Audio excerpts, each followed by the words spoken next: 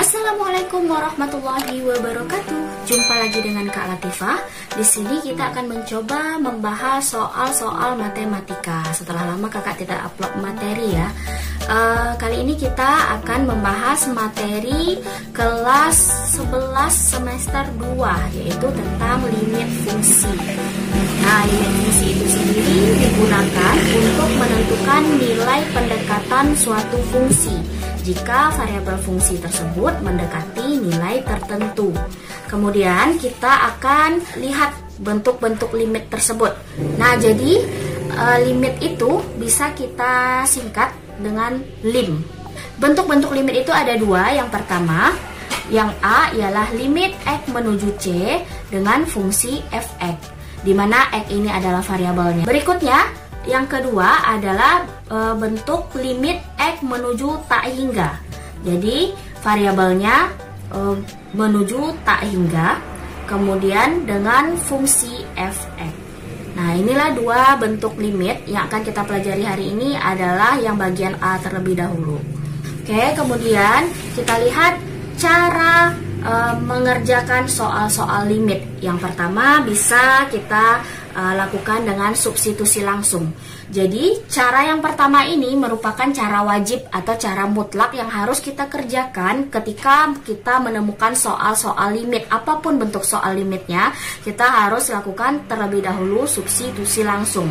Jadi nanti setelah kita lakukan substitusi langsung ini, maka dia akan menghasilkan dua bentuk nanti. Bisa jadi berbentuk tentu dan bisa jadi berbentuk tak tentu.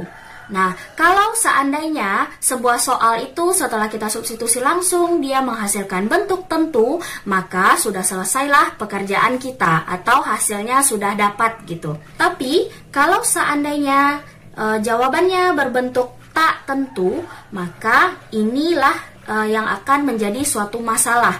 Kita tidak boleh jawabannya itu berbentuk tak tentu. Bagaimana beda bentuk tentu dan bentuk tak tentu? Bentuk tentu itu adalah bentuk yang jawabannya berupa angka biasa atau jawabannya jelas seperti itu.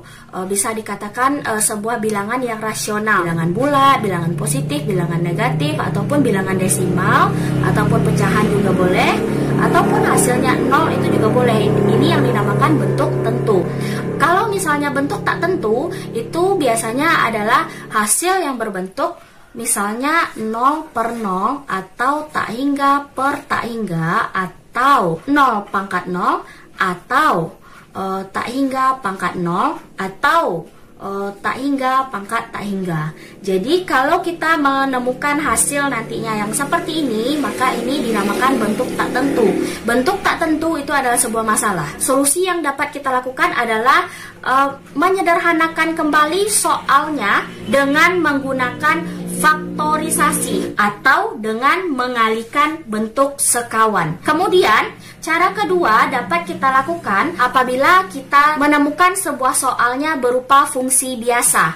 Dengan kata lain, soalnya ini masih berbentuk rasional, seperti itu. Kapan kita menyelesaikan soal dengan menggunakan cara ketiga, yaitu mengalihkan bentuk sekawan, yaitu apabila kita menemukan soalnya berbentuk irasional. Atau dengan cara mudahnya, kita bisa melihat sebuah soal itu kalau seandainya soalnya berbentuk akar, maka itu bisa kita gunakan cara ketiga. Nah, nanti setelah kita melakukan tindakan kedua atau ketiga ini, setelah soalnya berubah jadi bentuk sederhana, maka kita yang terakhirnya adalah melakukan substitusi kembali. Jadi kalau kakak simpulkan, itu siklusnya atau langkahnya. Yang pertama, terlebih dahulu kita lakukan substitusi. Setelah mendapatkan hasil, jika hasilnya tentu, berarti selesai sampai di situ pencarian kita. Atau kalau seandainya hasilnya berbentuk tak tentu, maka ada dua cara yang bisa kita lakukan, yaitu dengan cara faktorisasi jika soalnya berbentuk fungsi biasa, atau dengan cara mengalihkan bentuk sekawan jika soalnya berbentuk akar. Langkah terakhirnya adalah kita substitusikan kembali sehingga dapatlah hasil yang diinginkan, hasil yang berbentuk tentu seperti itu. Oke, kita langsung saja ke contoh soal. contoh yang pertama kita akan kerjakan, yaitu tentukanlah nilai limit dari X menuju 1 dengan fungsi 3X tambah 1. X menuju 1 ini boleh juga dikatakan X mendekati 1. Bagaimana cara yang pertama tadi? Ya, kita akan melakukan substitusi. Berarti kita substitusikan angka 1 ini ke fungsi yang ada pada soal. Berarti kalau kita sudah mensubstitusikan, kita tidak perlu membuat kalimat limitnya lagi. Langsung saja kita substitusikan, yaitu 3, satunya kita substitusikan ke variabel X. Berarti 3 kali 1 ditambah 1. 3 kali 1, 3 ditambah 1 sama dengan 4. Oke, sekarang kita perhatikan angka 4 ini merupakan bentuk tentu, yaitu bentuk angka bilangan positif ya, atau bilangan bulat. Jadi sudah selesai sampai di sini pencarian kita. Nah, semudah itu ya. Oke, sekarang kita lihat contoh kedua, yaitu limit X mendekati 2 atau X menuju 2 dengan fungsi X kuadrat kurang 4 per X kurang 2. Jadi kita terlebih dahulu melakukan substitusi. Berarti X kuadratnya X-nya kita ganti dengan angka 2. Berarti 2 kuadrat kurang 4. Kemudian X-nya diganti lagi dengan 2. 2 kurang 2. 2 kuadrat 4. 4 kurang 4 hasilnya 0, 2 kurang 2 menghasilkan 0 juga. Nah, di sini hasilnya berupa 0 per 0. Seperti yang kakak katakan di awal tadi, 0 per 0 merupakan bentuk tak tentu. Jika ada bentuk tak tentu, maka cara yang bisa kita lakukan ada berapa tadi? 2, yaitu faktorisasi dan mengalihkan bentuk sekawan. Nah, karena soal ini berupa bentuk rasional atau bentuk biasa, bentuk fungsi biasa, maka kita lakukan langkah berikutnya adalah faktorisasi. Jadi, kita sederhanakan soal ini menggunakan cara faktorisasi. Tujuannya apa? Supaya hasilnya tidak menjadi bentuk tak tentu seperti ini, gitu. Jadi, kita faktorisasikan terlebih dahulu soal nomor 2. Kita buat di sini. Limit X menuju 2 X kuadrat kurang 4 per X kurang 2. Sekarang kita sederhanakan soal ini sesederhana mungkin. Kita lihat yang bagian bawah X kurang 2 ini bentuknya kan sudah sederhana nih. Variabelnya sudah berpangkat 1, jadi tidak perlu kita lakukan faktorisasi lagi karena ini sudah bentuk sederhana. Nah, yang kita akan faktorisasikan itu adalah X kuadrat kurang 4. Karena ini kan variabelnya masih berbentuk kuadrat, jadi masih bisa kita sederhanakan. Nah, bagaimana cara kita menyederhanakan bentuk variabel yang berkuadrat ini? Dengan kata lain, fungsinya ini berupa fungsi kuadrat kan ya. Nah, ingat kembali materi SMP, cara memfaktorkan atau faktorisasi dari fungsi kuadrat. Nah, fungsi kuadrat itu kan bentuk umumnya, kalau kakak buatkan di buramnya, fungsi kuadrat itu bentuk umumnya adalah AX kuadrat tambah BX tambah C. Bagaimana cara kita memfaktorkannya? Yaitu dengan cara mencari dua angka yang apabila dikalikan menghasilkan C dan apabila ditambah menghasilkan B. Nah, sekarang kita perhatikan di soal kita ini. Di soal kita ini, yang C-nya yang mana? C-nya adalah min 4. Sekarang kita perhatikan, adakah B di soal ini? BX.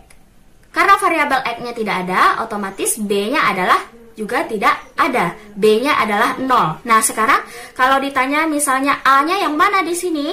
A-nya yang merupakan koefisien dari X kuadrat. Nah, koefisien dari X kuadrat adalah 1. Jadi, A-nya di sini 1, C-nya min 4, dan B-nya adalah 0. Nah, kita cari di buram ini terlebih dahulu. Berarti, X kuadrat kurang 4, A-nya adalah 1, B-nya adalah 0, C-nya adalah min 4. Nah, bagaimana cara kita mencari faktor dari ini? Yaitu apabila dikali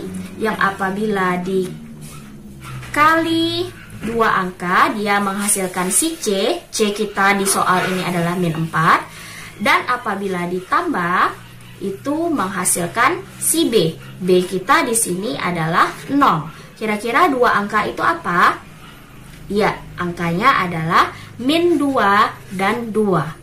Min 2 dikali 2 menghasilkan min 4. Min 2 ditambah 2 itu menghasilkan 0. Jadi dua angka inilah yang akan kita masukkan ke dalam kurung, yaitu min 2 dan 2 kita masukkan ke sini. Sebelumnya kita bikin X dulu di sini ya. Berarti min 2 dan positif 2. Nah, inilah faktor dari X kuadrat kurang 4. Sekarang kita bikin di sini.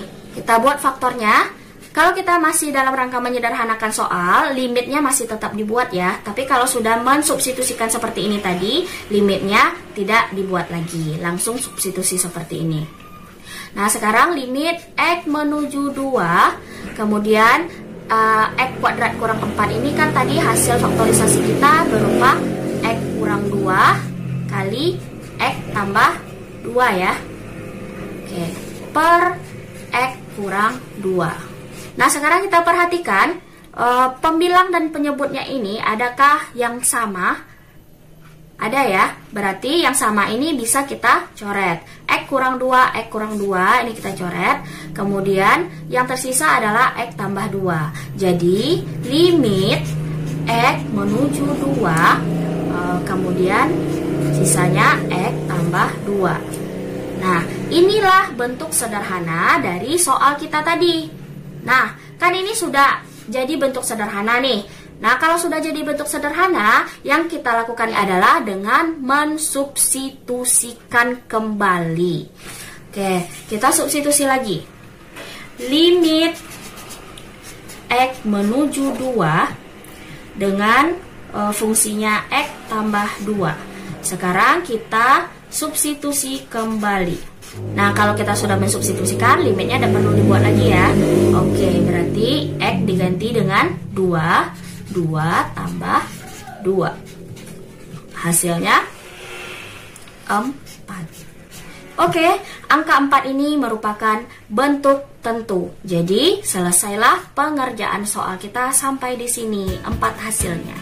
Oke, adik-adik bisa dipahami? Sampai di sini dulu pembahasan materi kita kali ini. Insya Allah di pertemuan berikutnya akan kakak bahas lagi contoh-contoh soal limit yang lainnya. Baiklah, jika ada pertanyaan silakan bertanya di kolom komentar. Terima kasih sudah menonton sampai akhir. Jangan lupa untuk dukung terus channel ini dengan like dan subscribe-nya. See you, bye-bye. Assalamualaikum warahmatullahi wabarakatuh.